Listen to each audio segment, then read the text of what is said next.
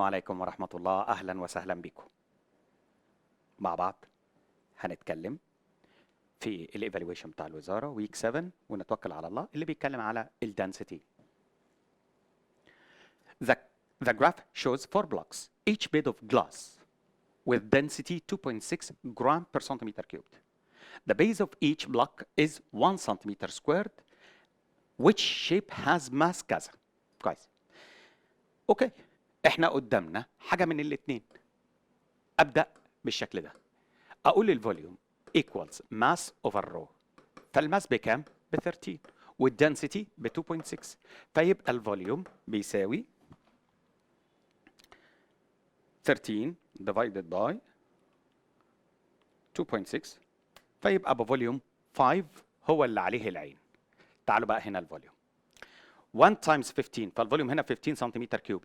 الفوليوم اريا او بيس تايمز هايت هنا 1 times 10 ب 10 1 times 5 ب 5 1 times 2 الفوليوم هنا ب 2 سنتيمتر كيوبد 5 سنتيمتر كيوبد 10 سنتيمتر كيوبد سنتيمتر كيوبد. اوكي، احنا عايزين ابو فوليوم 5 فيطلع الوحيد اللي ينفع هو لتر سي ايها العظماء. اوكي طيب بصوا لي هنا كده. The graph shows the relationship between mass and the square of base radius for a number of solid copper cylinders all of which have the same height h. طيب انت تعرف ان ده شكل السلندر. الفوليوم بتاعها بيساوي area of base by r squared times h. بص الفوليوم بتاع اي شيب في الدنيا area of base times height. فيبقى هنا البيز circular base فيبقى by r squared multiplied by الهايت. حلو جميل. تعالوا بقى هنا السلوب بتاع الجراف ده السلوب equals m over r squared. اركن على جنب. تعرف ان الدنسيتي بتساوي mass over volume. الفوليوم اللي هو مين؟ by r squared h. طيب تعالوا نرتب ده كده. لما نرتب ده هيبقى مين؟ m over r squared multiplied by 1 over by h. الحته دي اللي هي سلوب. يبقى اصبح تعالوا نرتب.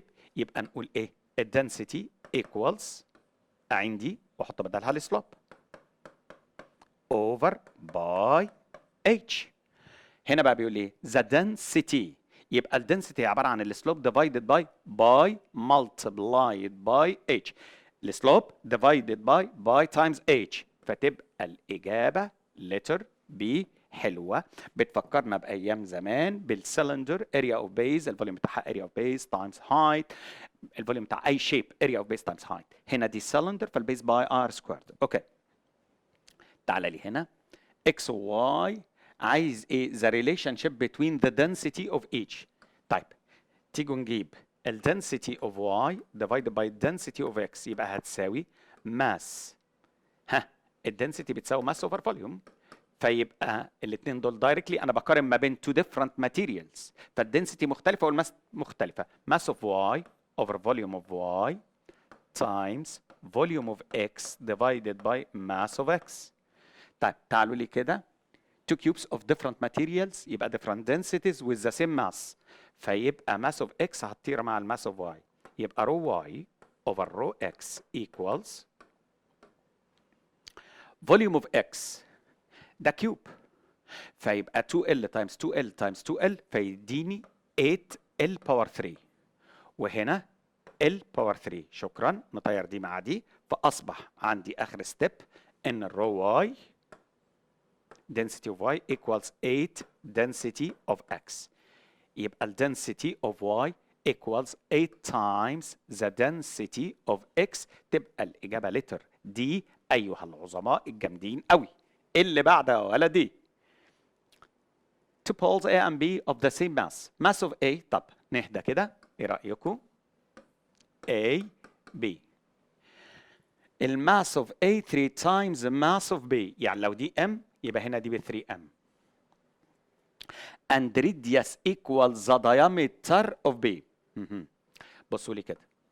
لو الديامتر بتاع البي ب 2R يبقى الراديوس بتاع البي بيساوي ار. هنا بقى الدايمتر ايكوال الراديوس. هنا بقى الكرة دي الراديوس بتاعها بيساوي 2 ار. يبقى هنا radius of A equals to R. جميل. عايز ratio between density of A and density of B. مع بعض كده نشوف. density of A divided by density of B يبقى هتساوي mass ال A over volume ال A times volume B over mass B. كويس. mass ال A بكام؟ ب 3M. mass ال B ب M times volume ال B هما بول، فيبقى الفوليوم بتاع البي 4 over 3 باي ار كيوبد اللي هي الراديوس بار تبقى ار كيوبد divided by 4 ده الفوليوم بي فوليوم في 4 over 3 باي الراديوس ب 2 ار نعمل له كيوب تبقى 8 ار باور 3. جميل. تعالوا ننظف دي مع دي بقى لي 3 4 over 3 مع 4 والباي مع الباي ودي مع دي هنا تايمز 1 over 8. شكرا. فتبقى 3 over 8 أيها العظماء. الإجابة لتر A ولا من شاف ولا من دري.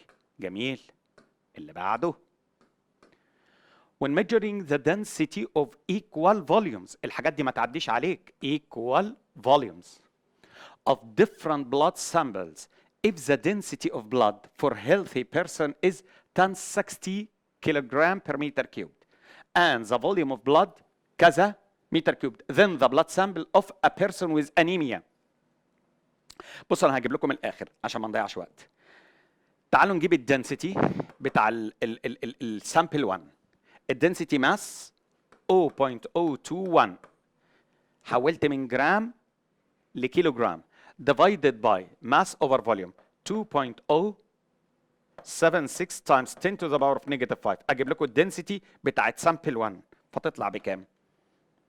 0.021 divided by 2.076 times 10 to the power of negative 5 فتديني الدنسيتي 1011 كيلو جرام per meter cube.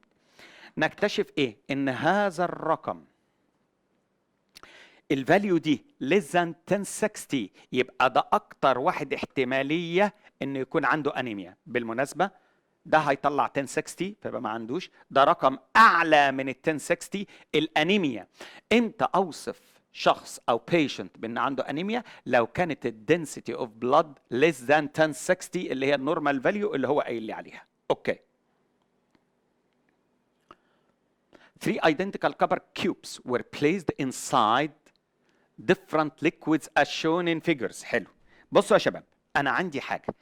ايه رايكم نتخيل ان البيس اوف كبر كانت ال 8000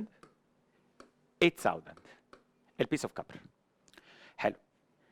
البيس اوف كبر عامله فلوتيشن على الليكويد ده. يبقى الليكويد ده الدنسيتي بتاعته ماله؟ الدنسيتي اعلى من البيس اوف كبر وليكن تيجي نقول انها 10000. طيب البيس اوف كبر هنا عامله سينك يبقى الدنسيتي بتاعت البيس اوف كبر اعلى من دنسيتي الليكويد وليكن تعالوا ندي رقم لدنسيتي الليكويد 2000. هنا البادي سسبند متعلق فالدنسيتي بتاعته approximately equal الدنسيتي بتاعت الليكويد يبقى الليكويد هنا ب 8000. كويس. يبقى اعلى دنسيتي رو 2 اقل دنسيتي رو 3 الانترميديت رو 1 فيبقى لما اجي اقارن يبقى رو 2 اعلى حاجه يليها رو 1 وبعدين اصغر density هي الرو 3 density of liquid. خلي بالكم انا معايا البيس اوف كبر ثابته حطيتها في 3 different liquids فانا بقارن الدنسيتيز بتاعت الليكويد. البيس اوف كبر مره عملت سينك مره عملت فلوتيشن مره بقت سسبند وحطيت من دماغي الارقام ديت عشان اتخيل السيتويشن. اوكي. The figure represents 4 equal volumes of different of different objects. Which object has the highest relative density. طب ما تيجي نجيب الاعلى density mass over volume، هما equal volumes، يبقى اعلى density ابو اعلى mass، وابو اعلى density يبقى اعلى relative density، فيبقى اعلى mass هي مين؟ هي نمبر 1 ايها العظماء. يبقى اعلى ماس هي نمبر 1، الاوبجكت نمبر 1، وبكده ده يبقى اعلى density، واذا كان اعلى density يبقى اعلى relative density، لان الريلاتيف density عباره عن ratio between the density of material and density of water. Okay. An empty container has mass 10 kilograms. When it was completely filled with water, its mass 17. يبقى افهم من كده ان mass الwater equal 7 kilograms. Then it was emptied and filled again with another liquid, so the mass of the container with the liquid 20. يبقى 20 minus 10 فتطلع 10 kilograms، ده mass الليكويد. ما هو الكونتينر فاضي ب 10 kilograms. كويس، جميل. Then the relative density of a liquid. الرو ريلاتيف بتاع الليكويد بتساوي ماس الليكويد على ماس الووتر at the same temperature the same volume، وهم نفس الفوليوم لان هم الاثنين بيعملوا فيلنج لنفس الكونتينر. ماس الليكويد بكام؟ 10، ماس الووتر بكام؟ 7، فتطلع 7 over 10 ايها العظماء، فتطلع بكام يا ولا؟ 1.43، اللي هي تبقى الاجابه لتر دي، ولا من شاف ولا من دري يا شابنا الجميل. In the laboratory for testing the concentration of salts in urine, the results for 4 people were as follows. Which of the people has increased salts in urine؟ عنده increase in salts in urine اللي الدنسيتي بتاعته اعلى من النورمال فاليو للدنسيتي بتاعت اليورين. النورمال فاليو للدنسيتي بتاعت اليورين بكام؟ 10 20. كويس، يبقى ده نورمال بيرسون، دي اقل من النورمال، تمام؟ دي اقل من النورمال، يبقى اللي عنده increase in salts in urine هو B patient B، لان الدنسيتي بتاعته above the normal value of the density of urine. اوكي، ده لذيذ حبوب. The graph shows the variation in blood density of a person under normal observation over a period of 30 days. Which period indicate that the person is suffering from anemia؟ أول 5 أيام لقينا الدنسيتي بتاعته 1060، بعد 10 أيام الدنسيتي 1040، يعني الدنسيتي بتاعته كان عمالة تقل. كويس، وبعدين بدأ بقى بعد 15 يوم يعني من البي للسي، تمام؟ ايه اللي حصل؟ الدنسيتي بتاعته نزلت ل 1020، وبعدين بعد كده الدنسيتي بتاعته طلعت من 1020 ل 1040، وفي المرحله الاخيره اهي. يبقى اذا اللي انا شايفه ان الحته دي منيله بنيله، الدنسيتي بتاعته بقت بلون نورمال من فين لفين؟ من بي لسي ومن سي لدي، من بي لسي ومن سي لدي، شكرا، اللي هي الفاليو بتاعه الدنسيتي اوف بلاد less than the normal value، والبيشنت ده under investigation ايها العظماء. طيب خلي بالكم لما اجي اقول الريلاتيف density، فالريلاتيف density هي عباره عن ratio between the density of material and density of water at the same temperature. تعالوا نقولهم على جنب كده. الرو ريلاتيف ممكن اجيبها ازاي؟ density of material على density of water at the same temperature، او الرو ريلاتيف هي عباره عن ratio between mass الماتيريال على mass الووتر at the same temperature، او الرو ريلاتيف هي عباره عن ratio between volume الماتيريال على volume الووتر at the same temperature. هنا same volume، وهنا same temperature same volume، هنا same temperature same mass. يبقى عندي 3 حاجات. يقول ان الريلاتيف density ratio between density الماتيريال and density الووتر at the same temperature، mass الماتيريال mass water same temperature same volume، volume الماتيريال volume الووتر same temperature same volume ايها العظماء. ولهذا هنا بقى السبستانس volume 1 and the same mass of water، يبقى السلوب هنا هيديني مين؟ فوليوم الماتيريال over volume الووتر and they have the same mass. فوليوم الماتيريال على فوليوم الووتر يديني الريلاتيف density. طب كويس، هو عايز ايه؟ substance with the highest relative density. يبقى اعلى relative density هي اعلى سلوب اللي هي تبقى نمبر 1 او جراف 1. اعلى سلوب ابو اعلى انجل مع الاكس اكسس ايها العظماء.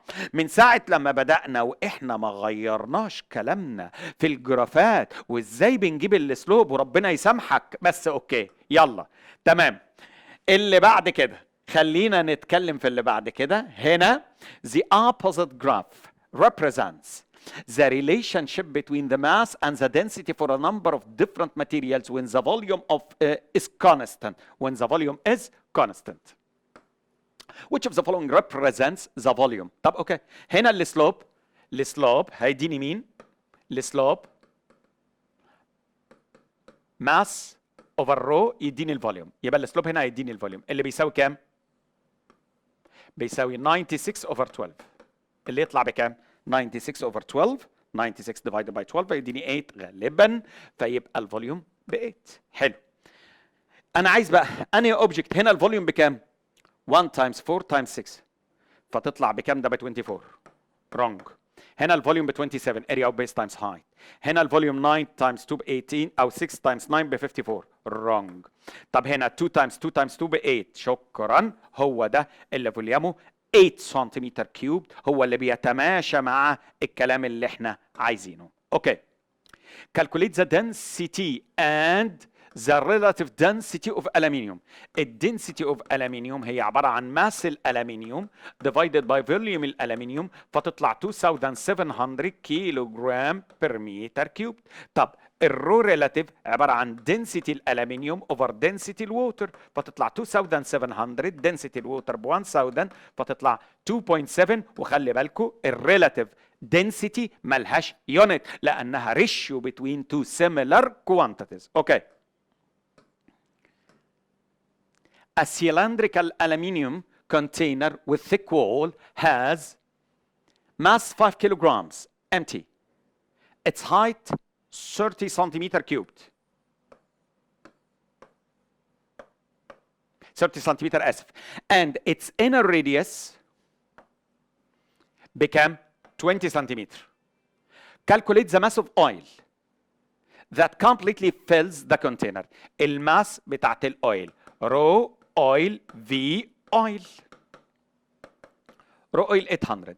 فوليوم الاويل هو الفوليوم اللي جوه الكونتينر اللي هو اريا وبيز باي الراديوس ب 20 باي ار سكويرد تايمز الهايت 0.3. فيجي نبص كده 0.2 سكويرد تايمز 0.3 تايمز 3.14 تايمز 800 فتطلع الماس بتساوي ماس اوف اويل 30.144 كيلو جرام. تمام؟ ولا من شاف ولا من دري ايها العظماء الجامدين. ودلوقتي هنبدأ مع بعض نشتغل في الاسسمنت بتاعت ويك 7. The volume of 50 grams of kerosene is كذا. The density and the relative density. خلاص يبقى density كيلو بيساوي mass over volume. فيبقى 50 divided by 60.9 فتطلع الدنسيتي 0.821 جرام بر سنتيمتر كيوب. طب والريلاتيف دنسيتي هتبقى خلي بالكم هنا جرام بر سنتيمتر كيوب خلاص 0.82. طيب والريلاتيف دنسيتي هي دنسيتي الكيروسين ديفايد باي دنسيتي الووتر، فاحنا هنا ده بالجرام بر سنتيمتر كيوب، دنسيتي الووتر بالجرام بر سنتيمتر كيوب دي 1، فتبقى الاجابه وانت مغمض عينيك اهي. واوعى تنسى للمره ال 10000 الريلاتيف دنسيتي مالهاش يونت لانها ريشيو بتوين تو سيميلار كوانتيتيز. A container has mass كذا when empty. When it filled with water its total mass becomes 60 kilograms. افهم من كده ان mass filled with water of water equal 50 kilograms. ازاي؟ 60 minus 10. And when it's filled with oil بقت 50. يبقى ماس الاويل بتساوي 40 كيلو جرامز.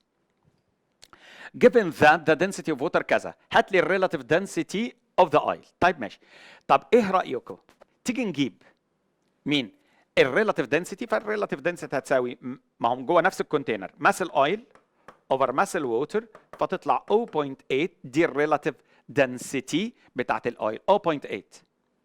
طيب and the density of oil، بصوا خدوا عندك قاعده كده، لما يبقى معاك الريلاتيف density عايز تحول من relative density الدنسيتي تايمز 1000، فيبقى 0.8 تايمز 1000 فتطلع 800 كيلوغرام per meter cubed. Given that the density of copper is 8,700 kilogram per meter cubed and the density of water 1,000 kilogram per meter cubed, which of the following is correct choice؟ الريلاتيف density ده divided by ده، فيبقى الريلاتيف density 8.7. شفتوا بقى اللعبة هنا؟ السؤال جميل. هنا بقى تعالى ماس اوفر فوليوم. بصوا بقى، لو قلت الماس 17، اخد اول واحدة 17.4 divided by 200 times 10 to the power of negative 6، فده يديني ان الدنسيتي بكام؟ 8730، اللي يخلي دي غلط. طب تعالوا هنا بقى 0.174 divided by open bracket 20 times 10 to the power of negative 6 عشان احول ده يديني 8700. يبقى دي اللي صح.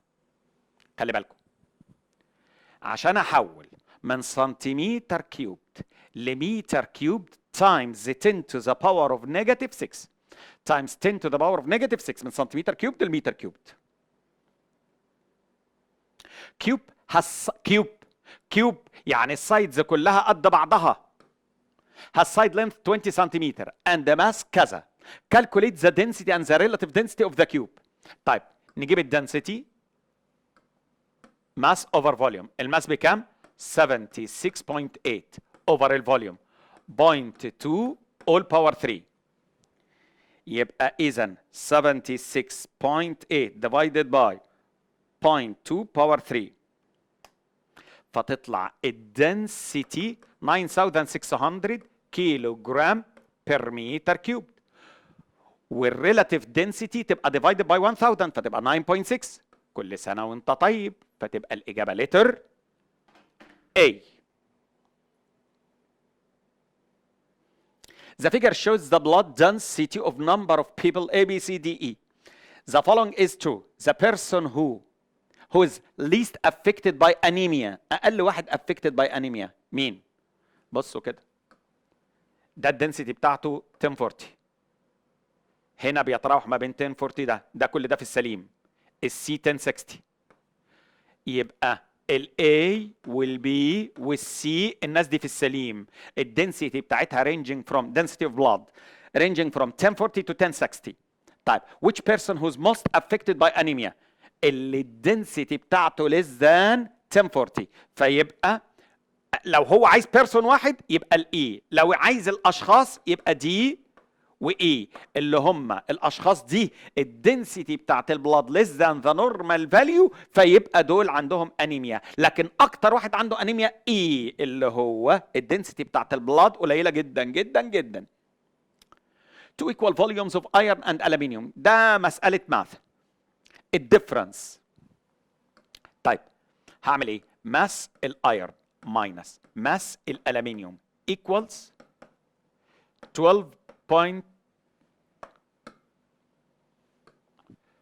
12.75. And the ratio of their densities density الايرن over density الالومنيوم equals كام؟ 26/9. افهم من كده ايه؟ ان density الايرن equals 26/9 فتطلع بكام؟ 2.89 approximately الدنسيتي اوف aluminium. اوكي تعالوا لي بقى نعمل ايه؟ يعني معايا الدنسيتي اهي خلاص. يبقى اذا انذر دنسيتي اهي ماشي اوكي. بصوا لي equal volumes.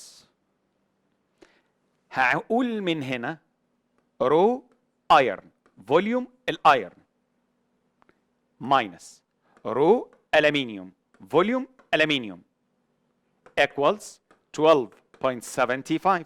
عند الماس وخليتها رو في. طيب وبعدين equal volumes فممكن نخليها يعني ايه بره اللعبه خالص. ماشي. فنقدر نقول ايه؟ الدنسيتي اوف ايرن 2.89 density of aluminium minus الدنسيتي of aluminium equals 12.75. دي ماينس دي فتطلع بكام؟ 2.89 minus 1 فتطلع 1.89. 1.89 الدنسيتي of aluminium equals 12.75. يبقى density الالومنيوم خلي بالكم هتساوي 12.75 over 1.89. هقول لكم في حاجه احنا بس ايه divided by 12.75 divided by 1.89 فيديني ايه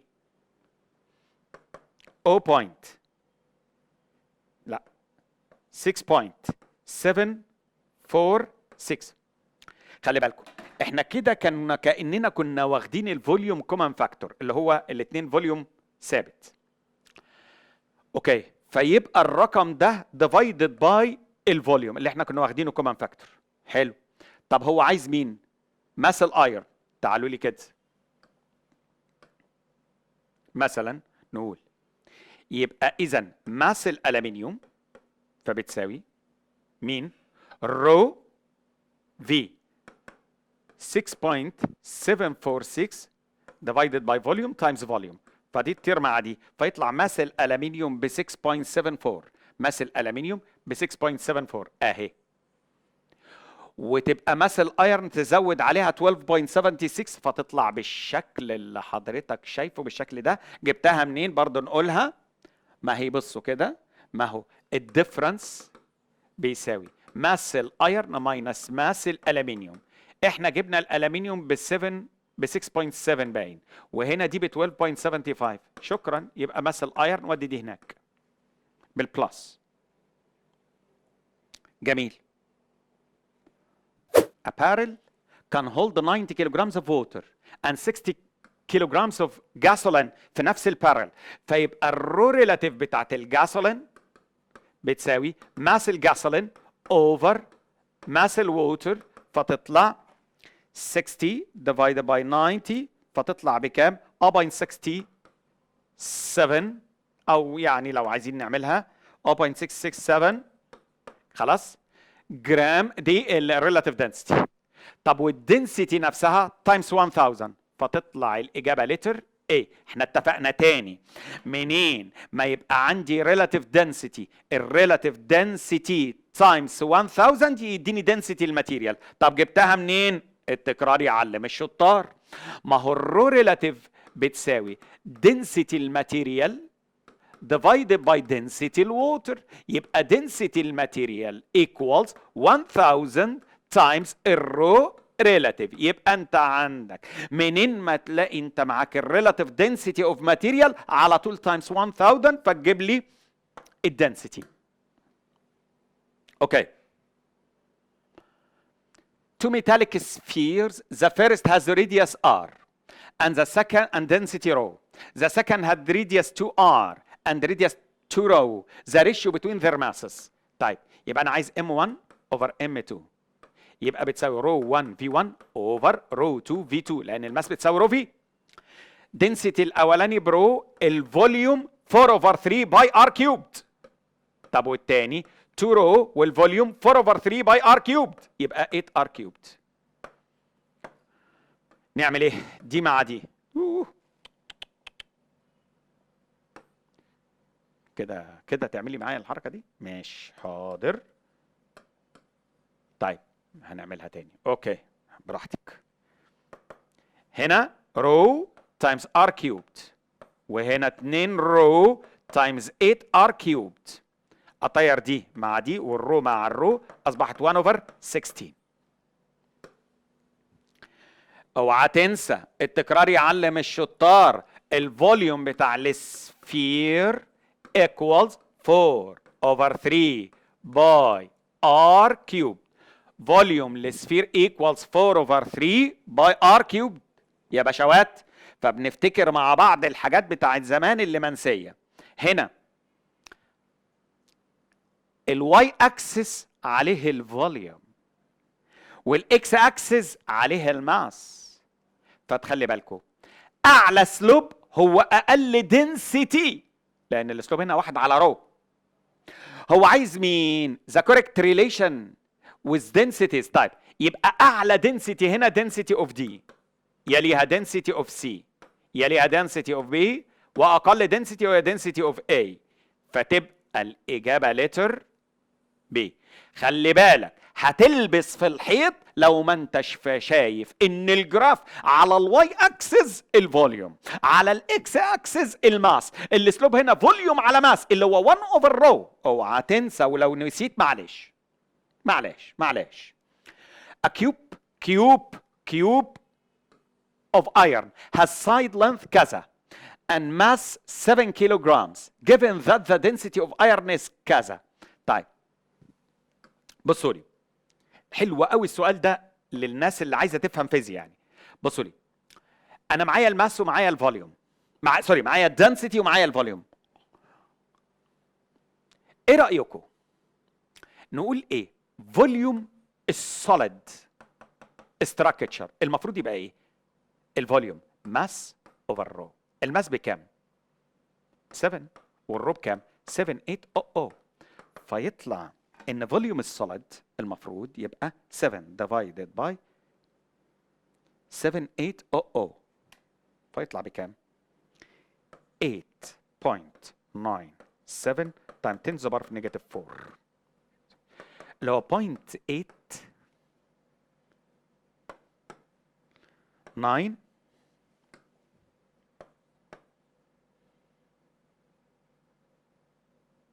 7 times 10 to the power of negative 3 متر كيوبد. ده لو كان solid structure، لكن الفوليوم بتاع الكيوب هنا قد ايه؟ 0.12 all power 3.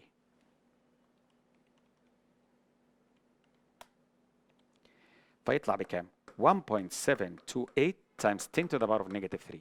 يعني فوليوم الكيوب اكبر من فوليوم السوليد. معنى كده ان في سبيس، ان ده مش كله محشي ايرن. امال محشي شويه هواء. يعني ايه محشي هواء؟ اقول لك، لو كان سوليد ستراكشر يعني كله ايرن كان المفروض ده فوليومه، لكن اللي انا لقيته ان الفوليوم اكبر من الفوليوم ده، فيبقى معنى كده ان في سبيسز او جابس، في فتحات في النص مخليه الفوليوم يبقى اكبر. ودي بتاعت اركيميديس والتاج والذي منه، اللي فيه منها واحد طارت رقبته بسبب انه غش الذهب وغش الملك بالذهب. ده موضوع كبير بحكي لكم بعدين. An empty container has mass كذا وهو فاضي. When filled with liquid the relative density كذا. The total mass of container and liquid بكذا. طب ما تيجي نجيب ماس الليكويد. 400 minus 190 فيبقى ماس الليكويد بكام؟ 400 minus 190 فتطلع التوتال ماس 210 بتاع الليكويد. طيب جميل. The total mass كذا. If the mass of the container filled with water of density كذا the total mass كذا. طب الأول إيه رأيكم كده؟ أنا معايا مين؟ أنا معايا ماس الليكويد ومعايا الريلاتيف density بتاعت الليكويد، يعني density الليكويد بيساوي 8 and 10 كيلو جرام بير متر كيوب. لما اعمل ده ملتبلاي ب 1000 او اقدر اقول ان 0.81 جرام بير سنتيمتر كيوب. عايز تعمل ايه؟ عايز اجيب الفوليوم بتاع الليكويد فيطلع بيساوي ماس على رو. الماس ب 210 ورو 0.81 فيبقى فوليوم الليكويد 210 divided by 0.81 فيبقى فوليوم الليكويد 259.3 سنتيمتر كيوبد. حلو. تيجي نجيب بقى مين؟ انا معايا ووتر. ماس الووتر تطلع بكام؟ ماس الووتر يطلع بيساوي رو في، الرو بواحد، الفوليوم 259.3، فيبقى ماس الووتر بيساوي 259.3 جرامز. طب نبلص عليه الكونتينر اللي هو 190، يبقى 25 بلس 190، فتطلع ماس الووتر والكونتينر اللي هو عايزه. سؤال روعة من اللي بنضحك بيه على العيال الهطلة الهبلة. اوكي، يا رب تكونوا فهمتوا، او تمسك القلم وتحاول تاني، او تسمع تاني وتالت ورابع وتحاول. The ratio of density of electrolytic solution in the car battery after discharge. لما بعمل discharge يبقى low density divided by high density after recharging. فالمية لما اعمل discharge فالمية بتكتر فيبقى low density. recharging المية تقل فيبقى high density، فيبقى low على high فيبقى less than 1. هنا ماس اوفر فوليوم يديني density، يبقى الدنسيتي بتساوي 48 اوفر 6، فتطلع 8 جرام بر سنتيمتر كيوبد. 8 جرام بر سنتيمتر كيوبد، خلي بالك.